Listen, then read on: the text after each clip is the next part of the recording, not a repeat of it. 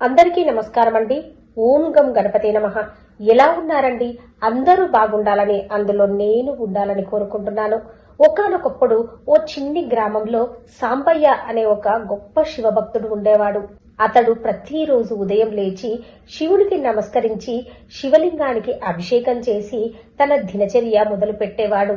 అతడు ధనం లేని ఒక నిరుపేదవాడు, కానీ భగవంతుని మీద విశ్వాసం మాత్రం అపారంగా ఉండేది. ఇలా రోజులు కొనసాగుతుండగా గ్రామంలో గొప్ప కరువు వచ్చిందండి. సాంబయ్య రోజుకి ఒక్క పూట అన్నం తినలేని పరిస్థితికి చేరిపోయాడు. అయినా శివుడి పూజను మాత్రం అతడు ఆపలేదు. అదంతా చూస్తున్న ఆ శివయ్య, నీవు నా భక్తుడివి, నీకు నేను సహాయం చేయాలి అనుకుని శివుడు ఒక వృద్ధుడి రూపంలో సాంబయ్య ఇంటి వద్దకు వస్తాడు. ఆ వృద్ధుడు సాంబయ్య వద్దకు వచ్చి, నీవు నాకు అన్నం పెట్టగలవా అని అడుగుతాడు. తన వద్ద తను తినడానికి మాత్రమే అన్నం ఉందండి. తను తినే అన్నాన్ని ఆ వృద్ధునికి పెట్టేస్తాడు.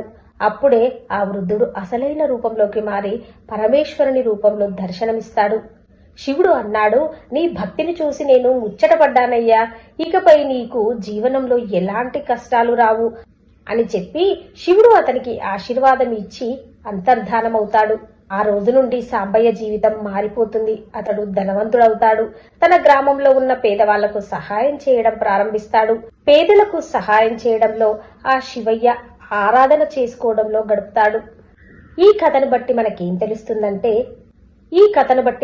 తెలుస్తుందంటే భగవంతునిపై భక్తిని, ధైర్యాన్ని మరియు భగవంతుడి మీద నమ్మకాన్ని పెట్టిన వాళ్ళు ఎప్పుడూ చెడిపోరని తెలుస్తుందండి. మీరు ఇలాంటి కథలను చిన్నపిల్లలకు చెప్తే చాలా బాగా ఎంజాయ్ చేస్తారని అనుకుంటున్నాను. ఓం నమః శివాయ. హర హర మహాదేవ శంభో శంకర. వీడియో కనుక మీకు నచ్చితే ఒక లైక్ వేయండి, షేర్ చేయండి, ఛానల్ని తప్పకుండా సబ్స్క్రైబ్ చేసుకోండి. అలాగే మరవకుండా బెల్ బటన్ నొక్కి పెట్టండి ఫ్రెండ్స్. అప్పుడే నేను చేసే ప్రతి లేటెస్ట్ వీడియో మీ మొబైల్కి నోటిఫికేషన్ రూపంలో వస్తుంది. ఉంటానండి. Thank you for watching.